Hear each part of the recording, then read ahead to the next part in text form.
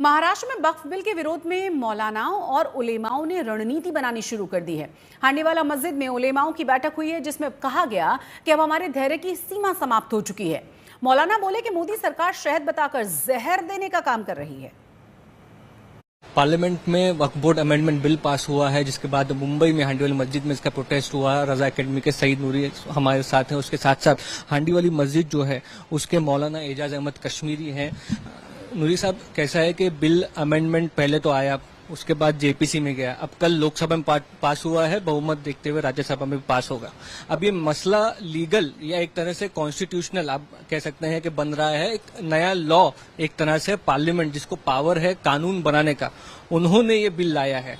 तो ये बात सही है कि इसका आप विरोध कर रहे हैं, या फिर मुस्लिम कम्युनिटी को इस चीज के लिए कॉन्फिडेंस में नहीं लिया गया था, लेकिन अब आगे का आपका फ्यूचर कोर्स ऑफ एक्शन जो है कदम है वो क्या रहेगा? आज ऑल इंडिया सुन्नी जमाअतुल उलमा, रजा एकेडमी और मुस्लिम तंजीमों की जो मीटिंग हांडी वाली मस्जिद में हुई है, इसमें उलमाए कराम ने ये तय किया है कि सबसे पहले तो इस बिल को हम रिजेक्ट करते हैं।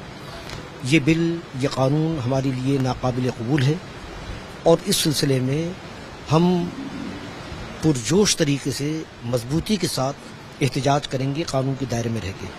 और ये हमारा एहतजाज सिर्फ एक मस्जिद शहर तक महदूद नहीं रहेगा, बल्कि ये मुल्क की गीर पैमाने पर इंशाअल्लाह ताला हम एहतजाज करेंगे। और इसके बाद वकला से मशवरा होगा, कानूनी लोगों से मशवरा होगा कि इसके अंदर हमारी क्या क्या हक तलफी हुई है और क्या क्या खतरात हैं हमको दरपेश।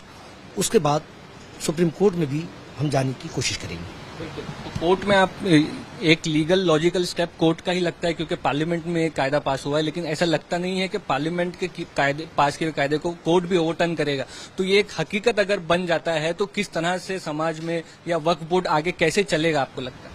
देखिए, ये तो एक मनसूबाबंद तरीके से मुसलमानों की ज़मीनों को हथियाना, मुसलमानों की मसाजिद, दरगाहें, खानकाहें और कब्रिस्तान, उस पर बुरी नज़र